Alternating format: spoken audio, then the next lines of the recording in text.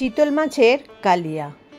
কালিয়া কথাটা শব্দের মধ্যেই কিন্তু কালো ওয়ার্ডটা রয়েছে। চিতল মাছের যে রান্নাটা হবে সেটা একদম ঝোলটা কালচে লাল হবে আর কষানোটা খুব ভালো করে করতে হবে।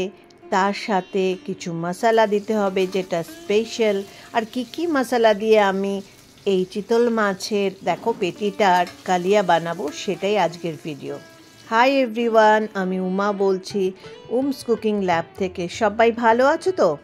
5 পিস বড় বড় চিতল মাছের জন্য টমেটো একটা, পেঁয়াজ একটা, 5-6টা বড় বড় রসুন, না হলে 8-10টা ছোট রসুন, আর 2 ইঞ্চি আদা কেটে নিয়েছি, আর কাঁচা লঙ্কা পেস্ট বানিয়ে নিতে হবে।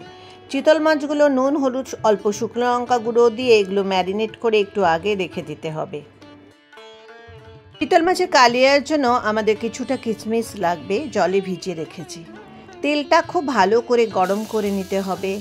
আর মাছগুলো দেখো কিভাবে দিচ্ছি, যেদিকটা চওড়া দিক সেদিকটা একটা মাছ দেওয়ার পরের মাছটা ঠিক উল্টো করে দিলে তবে কিন্তু প্যানে অনেকটা জায়গা হবে, না হলে চিতল মাছ ভাজতে অসুবিধা হয়।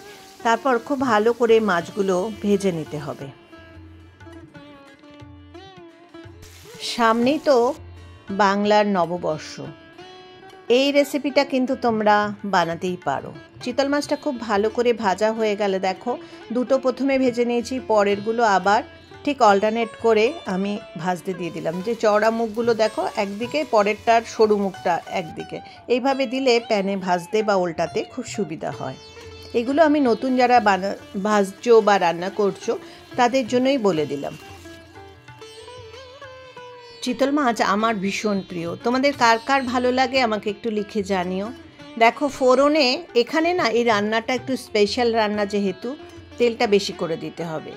আর জিরে ফোড়নে দিয়েছি 3-4টে শুকনো লঙ্কা, একটা তেজপাতা, আর যে পেস্টটা বানিয়ে রেখেছিলাম সেটা দিয়ে দিলাম।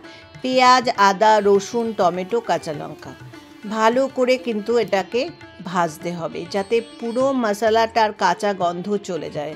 এর মধ্যে দিয়ে দিলাম 1 চামচ নুনটা আন্দাজ মতো দিতে হবে। আর পেঁয়াজটা এখানে কিন্তু 7-8 মিনিট মিডিয়াম ফ্লেমে খুব ভালো করে নেড়ে চেড়ে ভেজে নিতে হবে যেন পুড়ে না যায়। আর কাঁচা লঙ্কাও স্বাদ মতো দিয়ে দিলাম, 4-5টা কাঁচা লঙ্কা দিয়ে দিলাম। এর মধ্যে গুঁড়ো মশলা যখন পেঁয়াজটা ভাজা হয়ে যাবে, একদম লালচে হয়ে যাবে, তখন এর মধ্যে শুকনো লঙ্কা গুঁড়ো, হলুদ গুঁড়ো আর জিরে গুঁড়ো, 5টা মাছ হিসাবে এখানে আমি শুকনো লঙ্কা গুঁড়ো দিয়েছি 1 চামচ, হলুদ গুঁড়ো দিয়েছি 1/2 চামচ, আর জিরে গুঁড়ো দিয়েছি 1 চামচ। এবার মশলাটা দিয়ে নেড়ে চেড়ে প্রায় 4-5 মিনিট এটা ভালো করে কষিয়ে নিয়েছি। তারপরে এর মধ্যে অ্যাড করেছি দই। পুরো 5 মিনিট তো এখানে রান্নাটা দেখানো যাবে না, তাই স্পিডেই তোমাদের সাথে দেখিয়ে দিলাম। দইটা আমি এখানে দিয়েছি প্রায় 4 চামচ, বড় চামচে। তার আগে না এমনি দইটা একটা বাটিতে নিয়ে খুব ভালো করে ফেটিয়ে নিয়েছি। আর এখানে গ্যাসের ফ্লেমটা যখন দই দেবে তখন স্লো করে দিতে হবে, না হলে কিন্তু দইটা কেটে যাবে। এর মধ্যে দিয়ে দিলাম টমেটো কেচাপ 2-3 চামচ। আমি এখানে টমেটো পেস্ট করেও দিয়েছি, আবার কেচাপও দিল, তাতে টেস্টটা খুব ভালো হয়, কালারটাও খুব ভালো হয়।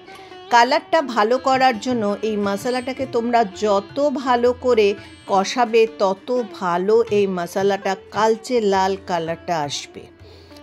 এর মধ্যে দিয়ে দিলাম কিশমিশ। এটা প্রায় আমাদের মশলাটা কষাতে হয়েছে 10-12 মিনিট, মিডিয়াম ফ্লেম করে আমি পুরো কষিয়েছি। আরও যদি লাল করতে হয় তাহলে মিডিয়াম ফ্লেম করে অল্প অল্প মশলাটার মধ্যে 1 চামচ করে জল দিয়ে এটাকে যতটা ভালো করে কষাতে পারো কষিয়ে নিতে হবে। তারপর পরিমাণ মতো জল দিয়ে এটাকে কষিয়ে নিয়ে তার মধ্যে গরম মশলা দেখো আমি এর মধ্যে মিশিয়ে দিলাম। এখানে আমি শাহি গরম মশলা দিয়েছি। রান্নাটা যেহেতু কালিয়াতে শাহি রান্না, সেই জন্য এটার মধ্যে একটু শাহি গরম মশলা দিয়েছি। আর তোমাদের কাছে শাহি গরম মশলা না থাকলে এমনি গরম মশলাও দিতে পারো। পরিমাণ মতো নুন চিনি দিয়ে দিতে হবে। আমি লাস্টে একটু নুন আমাদের আগেই দেওয়া ছিল তাই অল্প চিনি দিয়ে দিলাম। চিনি না দিলে কিন্তু বাঙালি রান্নার কোনো রান্নারই টেস্ট তোমরা পাবে না। অনেকে হয়তো চিনি খাও না, কিন্তু সামান্য একটু চিনি দিলে টেস্টটা খুব ভালো হয়। তারপর পুরো এই মশলা শুদ্ধ যে জল দিয়ে এটাকে ফুটাতে হবে কিন্তু 4-5 মিনিট, মিডিয়াম ফ্লেমে 4-5 মিনিট এটা ভালো করে ফোটানোর পর মাছটা দিয়ে আরও 4-5 মিনিট রান্না করে নিতে হবে। মশলাটা যত ভালো কষাবে কালারটা তত ভালো আসবে। আর রান্নার কষানোর উপরেই কিন্তু টেস্ট। বাঙালি রান্নায় না একটু নুন, চিনি, মিষ্টি সব মিলিয়ে রান্নাটা একটা অসাধারণ হয়ে ওঠে। কেমন লাগলো রেসিপিটা? নতুন বছরে এটা কিন্তু বানানোই চাই। আর তোমাদের যদি রেসিপিটা ভালো লেগে থাকে তবে একটা লাইক করে সাপোর্ট করে আমাকে উৎসাহ দিও নতুন কিছু বানাবার জন্য। সবাই ভালো থেকো, সুস্থ থেকো। বাই।